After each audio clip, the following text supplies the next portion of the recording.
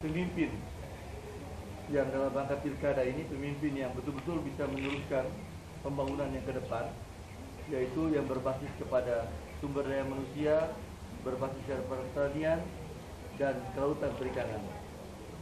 Yang kedua adalah kita ingin tetap mengeratkan hubungan networking antara Gorontalo dan pemerintah pusat dan internasional. Itu selama 2 tahun saya rasakan kurang sekali, maka ini kita akan teruskan. Yang ketiga adalah hal yang dari lubuk hati yang dalam, itu kecintaan saya sama rakyat Gorontalo ini nggak bisa diukur lagi, nggak bisa diukur dengan apa-apa, karena saya adalah gubernur pertama. Saya memulai pembangunan di sini dari tidak ada apa-apa, orang miskin demikian besar, sampai penurunan ini. Maka itu saya bekerja dari lubuk hati saya, kecintaan saya sama rakyat Gorontalo. Pak, tanggapannya Pak dengan apa yang dilakukan oleh Wali Kota Gorontalo dengan mengadakan syukuran baru-baru ini terkait reshuffle-nya Bapak gitu? Ya, saya senang sekali, saya mendengar itu, saya bagus, alhamdulillah syukurannya. Kan itu pertanyaannya apakah doa diterima oleh Tuhan apa tidak, kita lihat nanti kan. Dan saudara Adan Ngambea itu kan kelakuannya seperti begitu.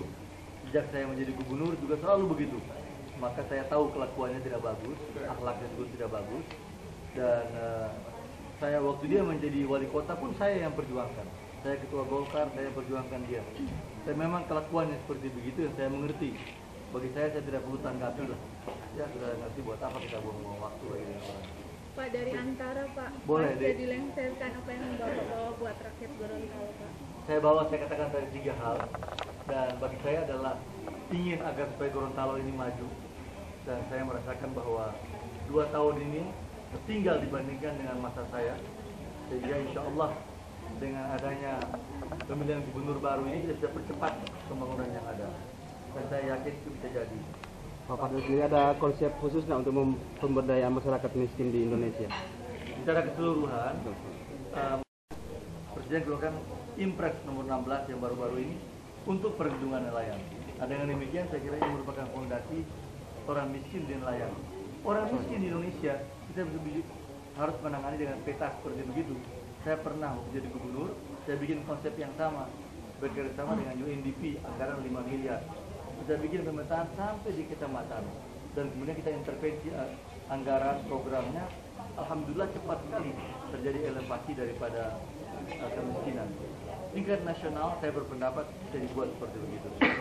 Pak, minta tanggapannya Pak tentang Ketua GCW yang melaporkan kembali gugatan tentang kasus 5,4 miliar itu Pak. Saya sudah dengar kabar itu disuruh oleh saudara, ada beberapa orang lah. Ada beberapa orang yang menyuruh dia membuat itu, silahkan aja. Itu kan masalah 10 tahun lalu dan telah selesai. Cuma katanya dibuat begitu supaya rame oleh orang-orang ini. Jika memang dikabulkan, kira-kira Bapak siap untuk persidangan nanti? Saya udah punya bawa bahan-bahannya, sama saya. Saya bisa kasih malam ini di rumah di Raja Yato 222. Ada bahan-bahannya. Ya, nggak ada masalah sama sekali kan itu. Sudah selesai seluruhnya, udah lama. Orang yang masuk penjara pun sudah keluar. Sebenarnya sudah lama. Tanggapan Bapak paket GT menggunakan kampanye dengan menggunakan helikopter?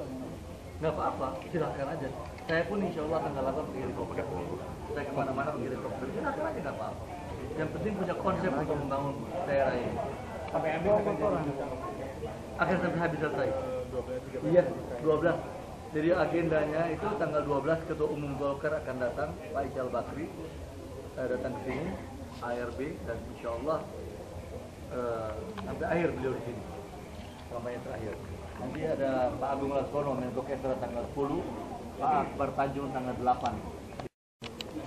Dan teman-teman dari Jakarta memberikan dukungan secara nasional kepada kandidat NKRI. Terima kasih ya, kita bisa jalan yuk.